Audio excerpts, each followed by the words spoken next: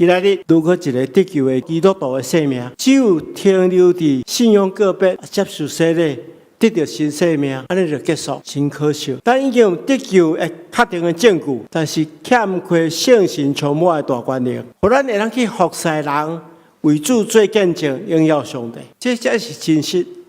基督徒的生命的展現。所以上帝唔係咱停留在這個過活一個歡喜得救的喜樂呢，但是愛咱進入一個得到能力去做見證的生命。親愛的弟兄姊妹，你心中有一個渴慕，你有這款的渴慕，其他聖神嘛運行在咱的中間。上帝賜了聖神的關鍵就是同心合一、誠切的祈禱。所以牧師要鼓勵大家，祈禱是咱教會重要的工作。要咱參加拜四的祈禱會，你嘛咱佇線頂面參與，咱佇團契、佇小組咧聚會的時陣，咱就是做伙祈禱，祈禱帶來快樂，帶來聖神的能力。聖神的能力不是為了自己，是要為了主做見證。所以咱要用咱的性命，用咱的言語來講上帝的大作為。咱透過咱的合一、咱的分享、咱的感恩、咱的學樂，咱用這款的生命活的聖神，的確加添得救的人在咱的中間。